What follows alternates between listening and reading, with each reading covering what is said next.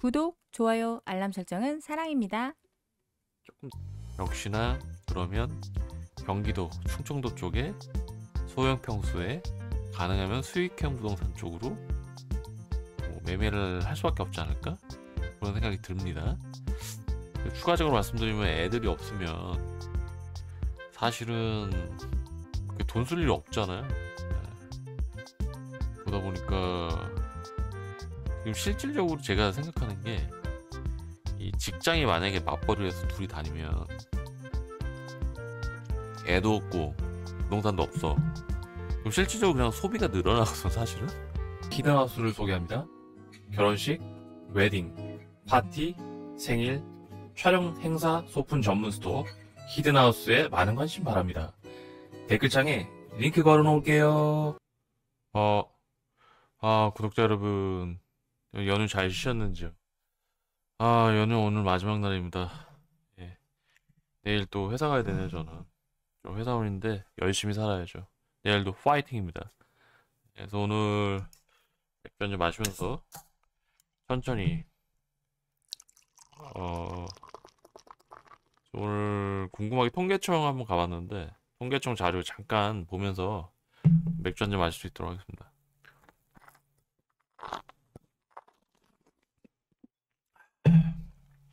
ASMR 섞으면서 약간 볼 수 있도록 하겠습니다. 부동산 관련해서 사실 인구라는 부분을 무시를 못합니다. 왜냐하면 우리가 이제 기억을 한번 더듬어 보시면은 뭐 특별한 이유가 없는 이상, 그러니까 그 지역에 뭐 유력자가 산다든지 뭐 고위 공무원이 산다든지 그러지 않는 이상 기본적으로 정책 자체가 그 인원이 많을수록 인프라 투자를 많이 할 수밖에 없습니다. 그래서 기본적으로 부동산 투자, 그러니까 인프라 투자가 많이 진행되면 될수록 부동산 가격에 대한 수요는 늘어나게 되고, 그러면 당연히 가격이 오르겠죠. 그래서 우리가 인구 동향을 좀 계속 지켜봐야 되거든요. 예. 그래서 제가 한번 궁금해서 통계청 한번 들어가 봤고, 거기에서 조금 눈에 띄는 자료 잠깐 말씀드리겠습니다. 그래서 인구 관련된 내용인데, 부동산 관련된 내용뿐만 아니라 이 인구가 모든 걸 결정하잖아요. 예를 들어서 뭐 편의점 개수도 사실은 1인 가구 인구가 밀집돼 있으면 편의점 개수가 늘어나고, 뭐 아이들 출생률이 낮아지면 학교가 뭐 폐업이 늘어나고, 선생님들 수요가 늘어나고, 사교육 수요 줄어들고, 그러니까 선생님들 줄어들고 사교육 수요 줄어들고, 뭐 이런 식으로 모든 정책이라든지 아, 모든 현상들의 기본이기 때문에 기본적으로 통계를 좀 봤고요. 여기 보면은 지금 인구 동향 같은 경우는 7월 동향이 나왔습니다. 그래서 그거 보고, 그리고 재밌는 게 그 장래 가구 추세라고 그래갖고 20년도부터 50년 동안 인구가 어떻게 변할 것인가에 대해서 또 우리 정부에서는 계속 보고 계세요. 그래서 요 내용을 보면 뭐 뻔한 얘기는 사실은 그냥 하는 얘기인데, 뭐 앞으로 인구가 줄어들고 뭐 아이들이 줄어들고 뭐 이런 얘기, 그리고 뭐 수도권으로 인구가 집중되고 뭐 그런 얘기는 늘 듣던 얘기잖아요. 근데 여기는 이제 데이터가 나오기 때문에 느낌이 확 다릅니다. 그래서 요거 한번 잠깐 살펴볼 수 있도록 하고요. 결국 부동산 관련해서는 인구가 줄지 않는 지역, 가능하면 인구가 늘어나는 지역에 투자를 하면 좋겠죠. 그래서 요거는 실제적으로 통계청의 데이터를 가지고 그 통계 전공하신 분들이겠죠. 그분들이 정리해 놓은 데이터를 잠깐 볼 수 있도록 하겠습니다. 예, 23년도 7월 인구 동향 조사 통계청 자료고요. 배포는 9월 27일 12시에 배포가 됐습니다. 그래서 쭉 보고 그냥 요점만 볼게요. 요점만. 그 7월 좀 크게 할까? 어, 어. 7월 인구 동향 요약입니다. 출생아 수는 한 달에 19,102명, 그리고 작년 대비 6.7% 감소, 그리고 사망자 수는 28,239명, 전년 동월 대비 8.3% 증가겠죠. 그리고 이혼 건수는 14,000, 5.3%, 감소. 이혼 건수는 7,500건. 전년 동월 대비 5%, 0.5% 감소. 근데 출생아 수 대비 사망자니까 실제로 매년 9천 명 정도가 더 돌아가시는 거죠. 그러니까 줄어들고 있는 거죠. 실제적으로. 그러니까 이거는 이제 이민이라든지 이런 걸 빼고 사망자와 출생자, 우리나라 국민에 한해서 이제 사망자, 출생자만 이제 숫자를 이제 정리한 거기 때문에 실질적으로 보면은 9천 명 정도? 10,000명 정도가 매년 줄어들고 있는 거예요, 지금. 그러면 10년 했으면 10만 명인가요? 아니구나. 매월 10,000명이에요. 그러면은 어떻게 됩니까? 1년에 12만 명이 죽는 건가요? 없어진 건가요? 인구가 줄어든 건가요? 그러면은 120만 명인가요? 10년 있으면? 심각하네, 이거. 그러니까 실제적으로 이 데이터를 보니까 좀 더 심각성이 좀 느껴지는 것 같고요. 그리고 혼인 건수가 14,000, 이혼 건수가 뭐 7,500이니까 거의 혼인 자체는 매년 7,000건이 새로 생기는 거죠. 그러니까 이거 보시면 자연 증가는 이제 출생아 수 마이너스 사망자니까 매년 9,000명이 이제 9,137명이 매월 이제 줄어들고 있는 거죠. 이거 데이터를 보니까 심각하네. 그 그래프를 보면 지금 위에 회색이 사망자 수거든요. 근데 아래가 검정 게 이제 출생아 수인데 지금 이 19년도 같은 경우는 거의 유사했어요. 동일했는데 점점 트렌드가 출생아 수가 19년도에 23,000명인데 23년도 4년 후가 19,000명이에요. 그러니까 월 4,000명이 줄어든 거예요. 지금 계속 줄어들고 있어요. 그리고 사망자 수는 살짝 늘어나고 있는 한 5,000명 정도로. 그러니까 돌아가시는 분들은 살짝 늘어나고 있고 어, 출생아 수는 급격히 줄어들고 있기 때문에 실질적으로 인구 갭은 완전히 줄어들고 있는 거죠. 실질적으로 인구의 소멸 속도는 굉장히 크게 증가하고 있는 거예요. 매년 트렌드가. 아, 전반적으로 이게 보니까 결혼하고 이혼 자체가 줄어드는 것 같아요. 그러니까 이혼도 19년도에 9,500 됐는데 23년도에 7,500건 월입니다, 월. 그러니까 줄어들었잖아요. 한 2,000건 정도. 근데 결혼도 한 19,000에서 지금 14,000 정도니까 한 5,000이 줄어들었잖아요. 그러니까 결혼과 이혼 자체가 지금 줄어들고 있는 거지. 저 인구수가 줄어드는 것과 좀 일맥상통하는 것 같기도 하고요. 그러니까 인구가 줄어드니까 결혼 적령기 인구 자체도 축소가 되기 때문에 혼인과 이혼 자체도 좀 줄어드는 패턴이 좀 보이는 것 같습니다. 네. 그러니까 이것도 지금 이게 보여지죠. 이제 20년, 21년, 22, 23인데 23년도가 이제 출생 그래프가 밑에 있잖아요. 그러니까 연도별로 계속 이제 떨어지고 있다는 얘기지. 확 떨어지는데? 네. 지금 매년 2,000명씩 지금 거의 출생자 수가 줄어들고 있는 것 같고요. 음, 사망자 수는 좀 그렇고 혼인은 뭐 그래프가 그렇게 연도별로 차이는 안 나는 것 같고요.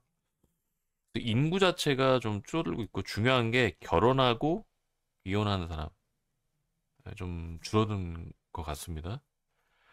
어, 근데 여기서 이제 포인트 자체가 좀 부동산하고 연관지어서 생각을 하면은 어, 되게 이제 집을 산다는 게 이 기억을 저희 구독자분들이 거의 40대에서 한 60대 사이시거든요.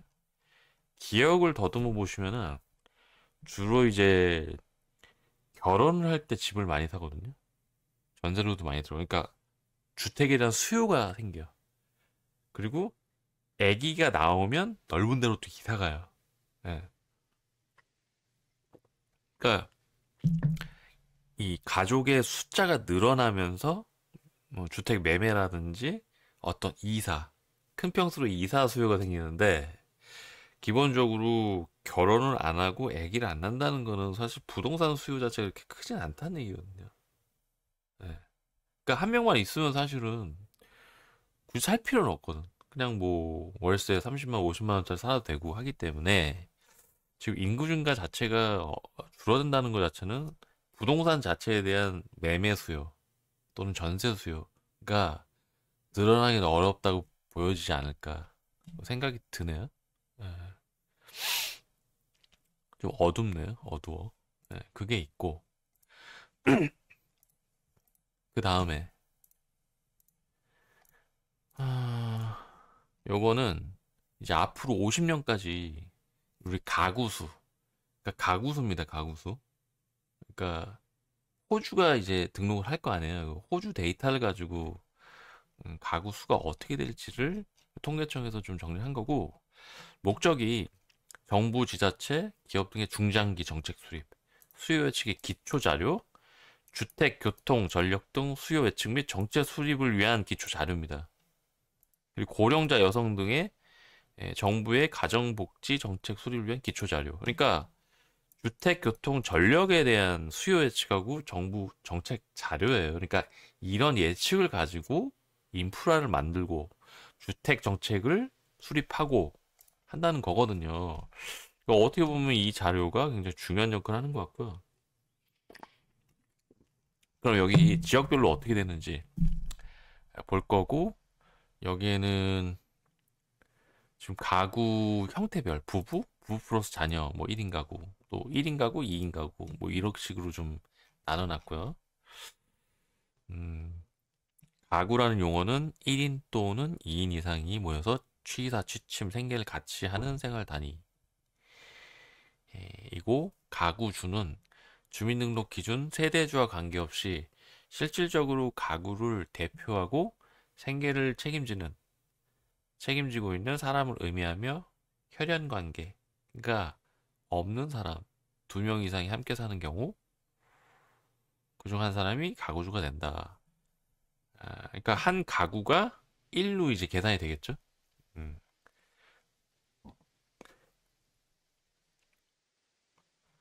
자, 한번 뭐 볼게요. 그러니까 데이터로 보면 또 느낌이 확 다르거든요. 그러니까 여기서 볼 거는 우리가 이제 50년 있다, 30년 있다가 아니죠. 27년이지. 50년이 되면 가구 수가 어떻게 변할 것인가를 보여주는데 아, 요약입니다. 시도별 장래 가구 추계 결과 20년 대비 25년 11개 시도의 가구 수는 증가할 전망이다. 나머지는 줄어든다. 이고요. 여기 보면은 여기에 지도가 있습니다. 그래서 지금 늘어나는 데가 지금 경기도, 인천, 그리고 충남, 충북, 세종 정도가 되겠어요. 이쪽. 계속 늘어나는 인구가. 근데 의외로 서울이 엄청 많이 줄어들어. 계속 줄어들어. 그리고 부울 경이 저는 의외인데 이쪽 부산하고 울산도 인구가 많이 줄어든다라고 나오고 대구도 많이 줄어들고 경남 뭐 전북도 엄청나게 줄어드네요. 대전도 줄어들고 그러니까 어떤 방식으로 계산했는지는 전 잘 모르겠어요. 그러나 정부에서는 일단은 나름대로 정해진 방식으로 이런 식으로 데이터를 좀 정리를 해보고 예측 포캐스트를 좀 정리를 해봤겠죠. 그럼 이걸 보면 지금 제일 인구가 좀 늘어난다. 가구 수가 늘어난다. 그렇다고 인구가 늘어나는 곳은 경기, 충청도 이쪽이라고 보면 되겠죠. 근데 강원도 같은 경우는 절대 숫자가 좀 적기 때문에 사실은 이 늘어난다는 의미가 있는지는 잘 모르겠어요. 근데 제가 좀 궁금한 게 저는 개인적으로 부산, 울산 같은 경우에 인구가 줄어든다.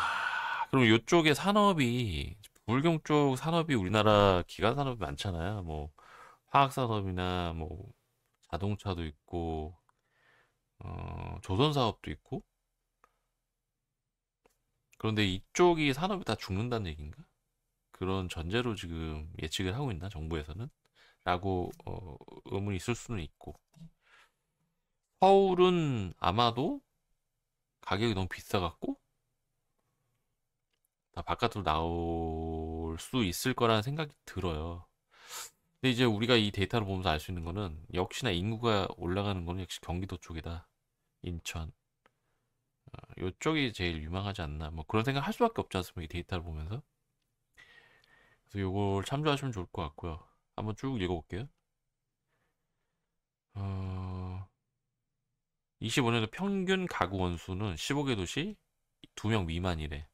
그러니까 2명 미만이 뭡니까? 그러니까 2명 이하면은 2명도 포함이 되는 건데 2명 미만은 뭐예요?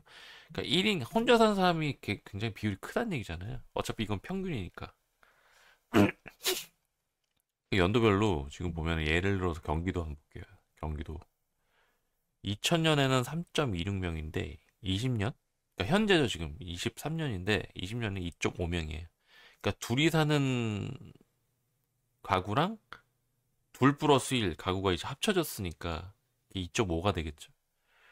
그런데 이게 확 줄어들면은 2명이죠, 2명. 그럼 거의 지금 뭡니까? 거의 2명씩 산다는 얘기잖아요. 부부들이 많을 수밖에 없다는 얘기잖아요. 아니면 위아래로 부부 플러스 애기 밑에 1인 가구 이렇게 합쳐지니까 2가 나오겠죠.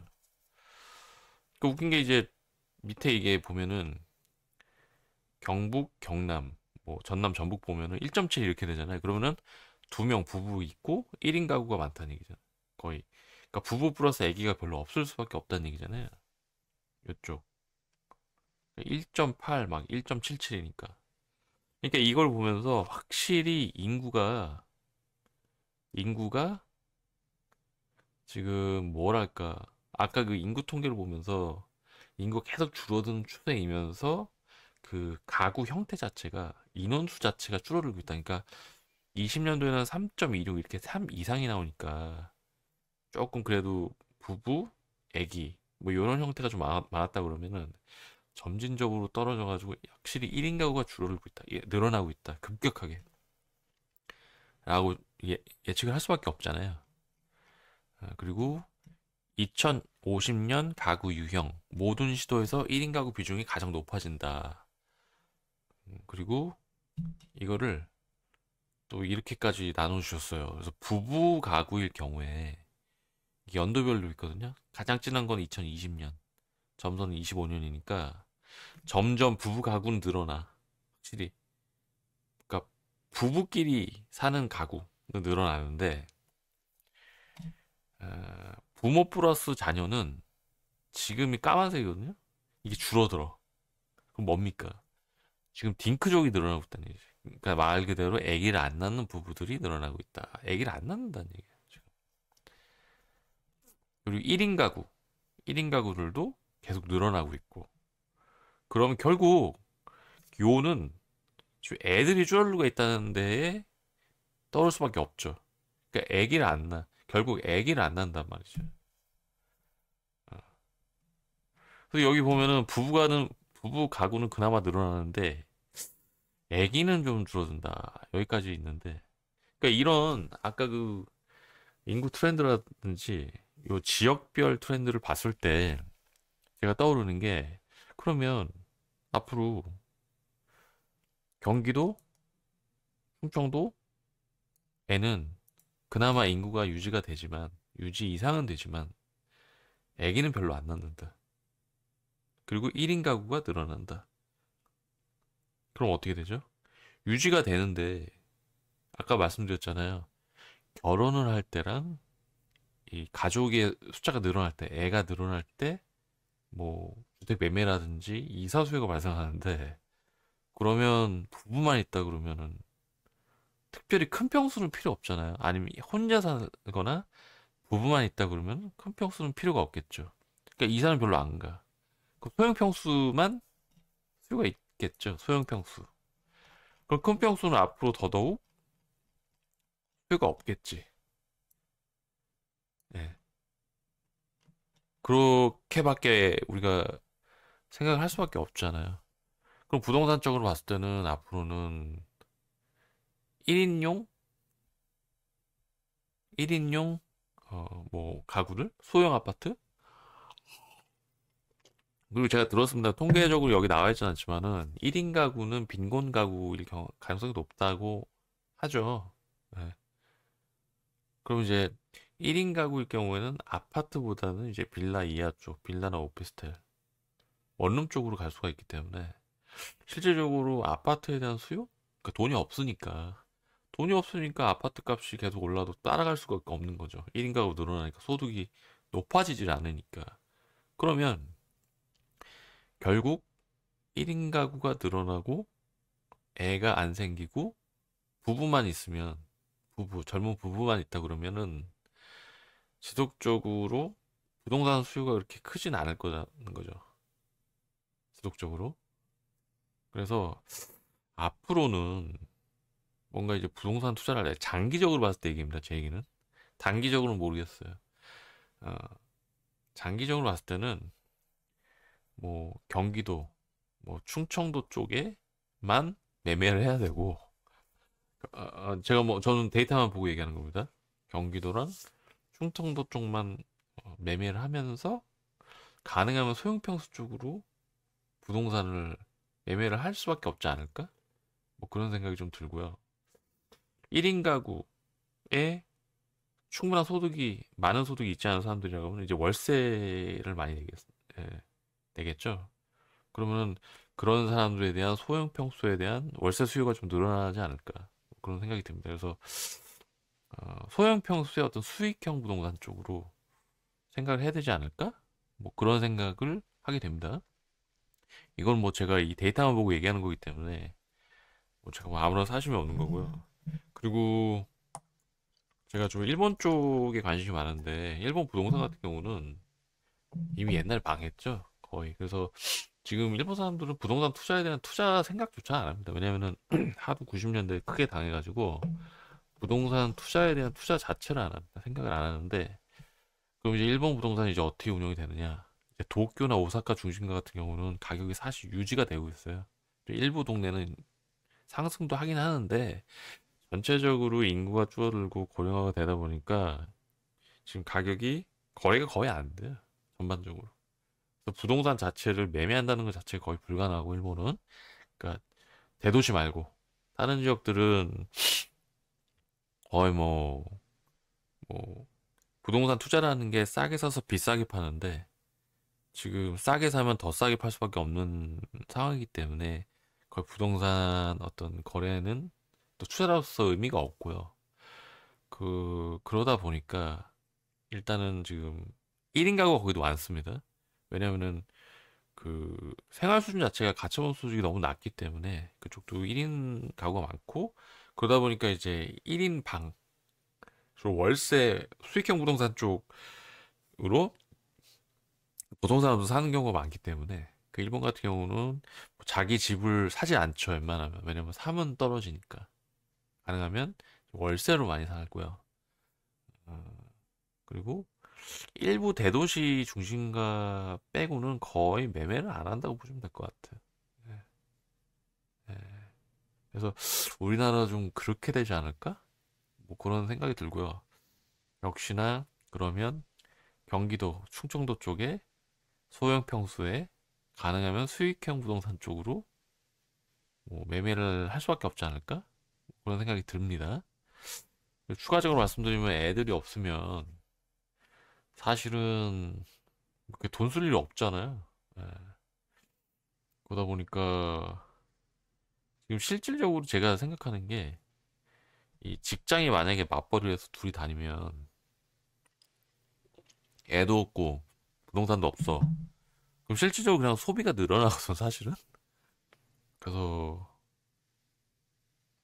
앞으로 오히려 사람들이 좀 뭐랄까 뭐 자동차라든지 일본 사람들은 집이 없어도 자동차는 사거든요.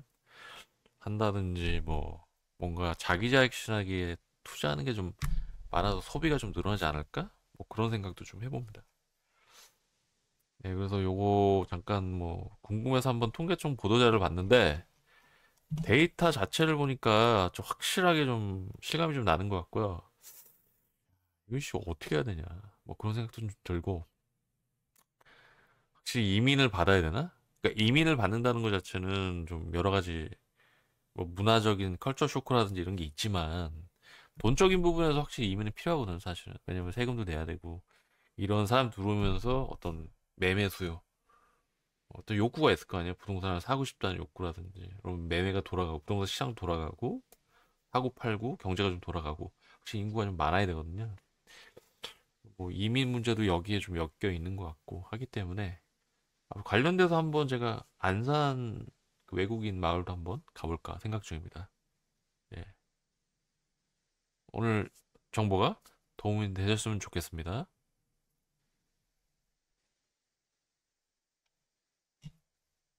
자, 여러분, 지금까지 정보가 도움이 되셨다면 구독과 좋아요, 알람 설정 부탁드리겠습니다. 감사합니다. 안녕.